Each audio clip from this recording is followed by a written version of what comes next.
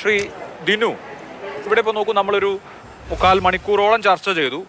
ഈ ചർച്ചയിൽ തന്നെ ഒരുപാട് തവണ ഹണി റോസും ഫറാഷ് ബിലിയും സ്ത്രീ ശരീരത്തിൻ്റെ ഒബ്ജക്ടിഫിക്കേഷനും സെക്ഷലൈസേഷനും ഒക്കെ ചർച്ചയായി.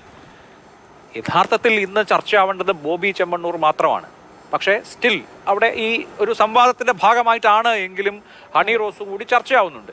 യഥാർത്ഥത്തിൽ നോക്കൂ, ഈ ബോബി ചെമ്മണ്ണൂർ എന്ന ബ്രാൻഡ് എങ്ങനെയാണ് അദ്ദേഹം ഉണ്ടാക്കിയെടുത്തത് എന്ന് ലക്കി ഡ്രോ മുതൽ ചാരിറ്റി വരെ കൃത്യമായി ബിൽഡ് ചെയ്ത് കൊണ്ടുവന്നിട്ടുള്ള ഒരു കാര്യമുണ്ട്. ചാരിറ്റി അതിനൊരു മറയായിരുന്നു. അദ്ദേഹം മാരത്തോൺ ഓടുന്നു, അദ്ദേഹം ഈ ക്രൗഡ് ഫണ്ടിങ് നടത്തുന്നു, ഒരുപാട് മനുഷ്യ സ്നേഹപരമായ കാര്യങ്ങൾ ചെയ്യുന്നു. അപ്പോൾ ഞങ്ങളുടെ പിന്തുണ മനുഷ്യ സ്നേഹത്തിനാണ് എന്ന് പറഞ്ഞ് ഒരു വലിയ വിഭാഗം ആളുകളുടെ പിന്തുണ, വലിയ വിഭാഗം എന്ന് ഞാൻ പറയും, കാരണം തീരെ ചെറിയ നമ്പർ അല്ല അത് എന്നുള്ളത് കൊണ്ടാണ്.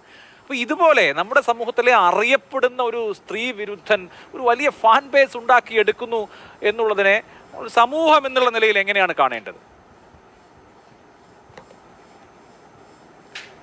ഞാൻ കരുതുന്നത് മനുഷ്യസ്നേഹത്തിൻ്റെയും അനുകമ്പയുടെയും ഒക്കെ അടിസ്ഥാന മൂല്യം എന്ന് പറയുന്നത് സ്ത്രീകളെ, പാർശ്വവൽക്കരിക്കപ്പെട്ട മനുഷ്യരെ അവരുടെ അന്തസ്സിനെ ഹനിക്കാതെ അവരെ ചേർത്ത് പിടിച്ചുകൊണ്ട് ജീവിക്കുക എന്നുള്ളതാണ് അനുകമ്പയും മാനുഷിക മൂല്യത്തിൻ്റെയും സ്നേഹത്തിൻ്റെയും ഒക്കെ അടിസ്ഥാനം എന്ന് തന്നെയാണ് ഞാൻ കരുതുന്നത്.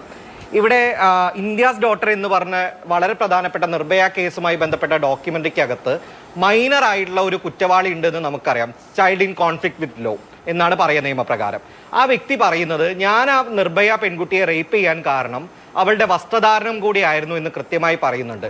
എനിക്ക് പേടിയുണ്ട്, നാളെ എനിക്കുണ്ടാവാൻ പോകുന്ന ഒരു കുഞ്ഞൊരു പക്ഷേ രാഹുൽ ഈശ്വറിനെ പോലുള്ള സമൂഹം പറയുന്ന വസ്ത്രധാരണത്തെക്കുറിച്ച് പറഞ്ഞു കഴിഞ്ഞാൽ റേപ്പിസ്റ്റ് മെൻറ്റാലിറ്റി ഉള്ള ഒരു സമൂഹം നാളെ വളർന്നു വരും എന്നുള്ള പേടി എനിക്ക് കൃത്യമായിട്ടുണ്ട്.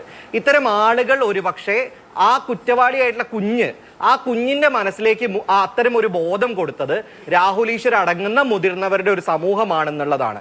രണ്ട്, സ്ത്രീകളുടെ വാദങ്ങൾക്ക് ഇവർ എന്തെങ്കിലും പ്രാധാന്യം കൊടുക്കുന്നുണ്ടോ എന്നുള്ളതാണ്.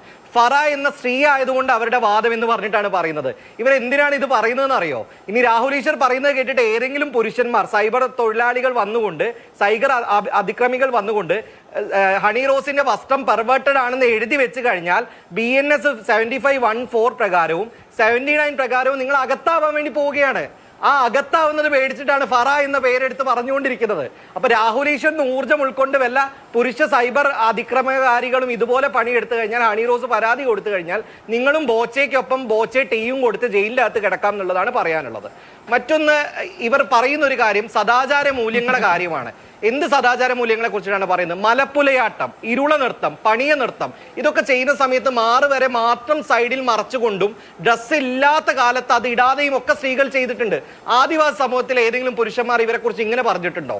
അപ്പോൾ വളരെ കൃത്യമായി ബ്രാഹ്മണിക മൂല്യം പേറുന്ന, വിക്ടോറിയൻ മൊറാലിറ്റി പേറുന്ന പുരുഷന്മാരാണ് ഇത് പറയുന്നത്.